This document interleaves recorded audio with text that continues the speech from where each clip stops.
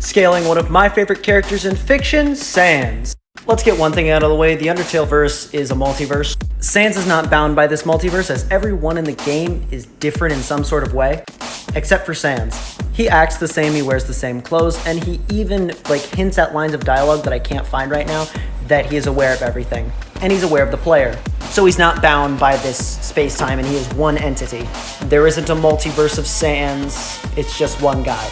Now let's get on to his actual scaling.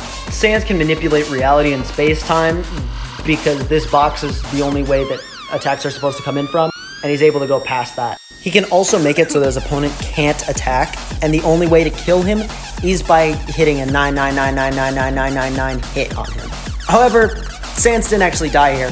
It's a really, really big misconception that everyone has. First of all, he says, I'm going to Grillby's. And secondly, his blood is the exact same color as ketchup from Grillby's. So this isn't the player actually killing Sans, this is Sans putting ketchup on himself because he wants the game to continue. Not to mention the player can't actually hit him as he will always dodge it, and the only way to actually hit him is when he lets you hit him because he's sleeping.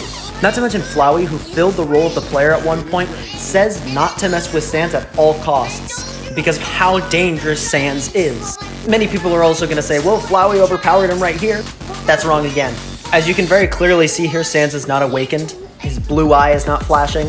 And he's also aware of the plot, so he knew that the player would just beat Flowey. So he didn't really see any reason to do anything. So to recap, he transcends space-time. He can warp reality and the plot. He cannot be hit and force his opponent to stop attacking. And you can argue that he has immortality. So with his plot manipulation hacks and his narrative hack, combined with his transcendence over the multiverse, and his transcendence of space-time, you could argue that Sans is anywhere from 5D to Outerversal, with some pretty great hacks. I'd argue he's on the same level as Monica, as I would argue that Sans is Outerversal, but you could also say that he's 5D. Now, who would win between him and Monica? I don't really know. But one thing's for sure, it would be a hell of a fight. And that's all I got. Later, random citizens.